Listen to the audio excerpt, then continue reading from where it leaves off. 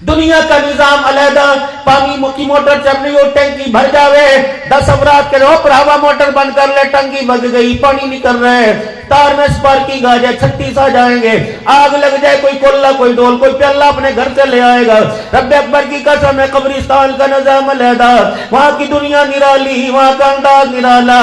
ماں قبر میں ساتھ پڑی ہے، ابا اس طرف پڑا ہے، دادا سرانے پڑا ہے، بیٹا پیتیوں کی طرف پڑا ہے، لیکن جو بھائی اور باپ کے ساتھ ہو رہا ہے، اللہ اکبر، اس کا ماں باپ کو پتہ ہی نہیں لگ رہا ہے۔ 82 سال تھی جناب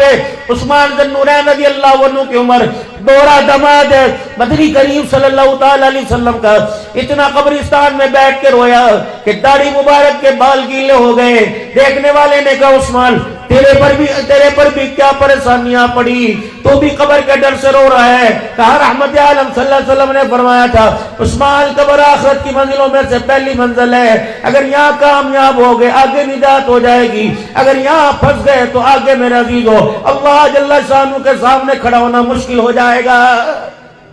آمنوا اتقوا اللہ، او لوگو جو ایمان لائے ہو، آمنوا اتقوا اللہ حق تقاتی، میرے سے ڈرو جیسا کہ میرے سے ڈرنے کا کہ ولا تموتن الا وانتم مسلمون، خبردار مننے کی کوشش نہ کرنا جب تک تمہاری میری صلح نہ ہو جائے، جب تک مجھے راضی نہ کرو، میرے پاس آنے کی کوشش نہ کرنا، میں پھر دوبارہ معذرت کے ساتھ ہاتھ جوڑ کے آپ حضرات سے عرض کرنا ہو، جتنے جنازے کپڑے چہرے سے ہٹا کے دیکھ لینا، چہرے کی افسردگی بتلائے گی خدا اس سے ناراض، یہ خدا سے ناراض ہو کے جا رہا ہے۔ اگر کپڑوں کے بدلنے سے، اگر کفن کے چمکنے سے، اگر پھولوں کی پتیاں نچھاور ہونے سے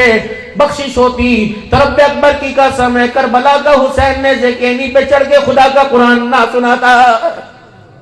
اگر پھولوں کی پتیاں، اگر ہار، یہ قبروں کی چادریں اگر نجات کا ذریعہ بنتی تو تیرے میرے پاس تو میرا عزیز و قرآن والی چادر ہے، حسین کے پاس تو نانے کا قرآن والا سینہ تھا۔